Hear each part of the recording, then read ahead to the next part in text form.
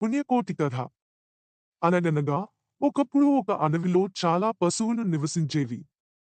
ఆ పశువులు రోజూ గడ్డి కోసం బయలుదేరేవి. ఓ రోజు పుణ్యకోటి అనే ఆవు తన పిల్లలతో సహా గడ్డి కోసం అడవిలోకి వెళ్ళింది. ఒక పెద్ద పులి ఆమెకు ఎదురైంది. పులి, నేను బాగా ఆకలితో ఉన్నాను. నిన్ను తినాలి అని అరిచింది. పుణ్యకోటి, నన్ను తినకు, నేను నా పిల్లలకు గడ్డి తీసుకెళ్తున్నాను. నా పిల్లలకు గడ్డి తినిపించాక నేను తిరిగి వచ్చి నీకు భోజనం అవుతాను అని అంది. పులి అనుమానంతో నీవు తిరిగి రావటం ఏంటో అని అడిగింది. పుణ్యకోటి, నాకు సత్యం చెప్పటం అలవాటు. నేను తప్పకుండా వస్తాను అని హామీ ఇచ్చింది. పులి దానిని వదిలేసింది. పుణ్యకోటి తన పిల్లలకు గడ్డి తినిపించి తన మాటను నిలబెట్టుకుని పులి వద్దకు తిరిగి వచ్చింది.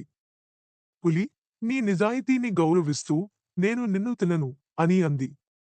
పులి, నీ నిజాయితీ, నీ ధైర్యం నాకు పెద్ద పాఠం నేర్పాయి. నీలాంటి వాళ్ళు ఈ ప్రపంచంలో ఇంకా ఉన్నారన్న నమ్మకం కలిగించాయి అని చెప్పి పులి పుణ్యకోటిని వదిలేసింది. ఆ రోజు నుండి పులి పుణ్యకోటితో స్నేహం చేసుకుంది. వాళ్ళు స్నేహితులుగా ఎంతో ఆనందంగా ఉన్నారు.